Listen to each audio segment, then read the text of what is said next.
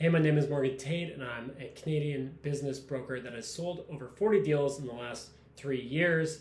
And this is the story of how my client lost over $250,000 when they sold their business, and it was completely avoidable. And this is how you can avoid this mistake yourself.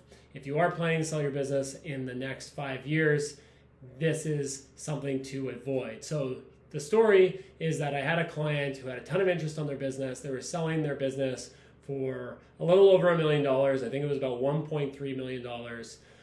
They were very happy. They were going to sell the shares of their company. And for those of you that don't know, in Canada, there is something called a lifetime capital gains exemption for business owners. So if you sell the shares of your business, of a Canadian controlled business, you can get up to $1.25 million of that sale tax-free. So in the instance of this client, it was going to be basically the entirety of the sale would be completely tax-free. The problem is that if you do not qualify for the capital gains exemption, it doesn't matter if you sell the shares of the company because you're not going to get the tax benefits.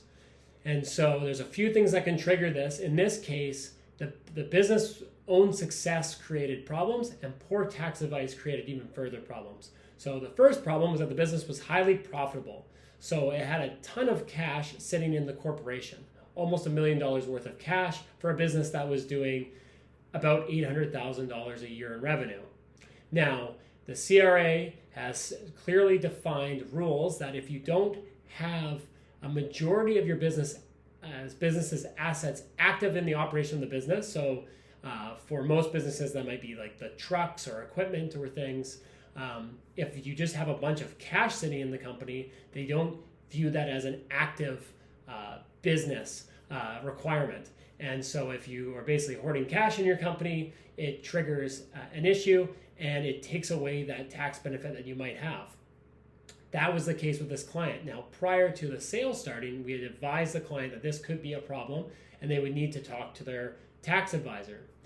They loved their tax advisor because their tax advisor provided their tax returns for very low cost. They were very cheap, but they ended up being very expensive in the long run.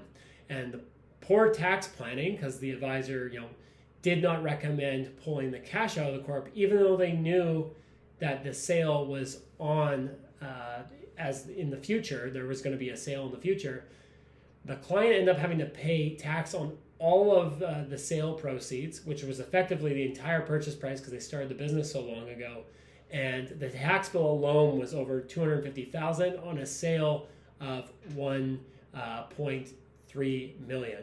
So it was pretty painful for the client. They were very frustrated, and all those savings of all the years that they had with their lower cost CPA quickly compounded back, expressing the interest of not only being prepared to sell, but making sure that you have a qualified tax professional working with you. If you need one, please send me a message. I got a whole bunch of really great ones that can help you and help you avoid this problem. So if you are thinking about selling, make sure you qualify for the capital gains exemption before you even start the process of selling.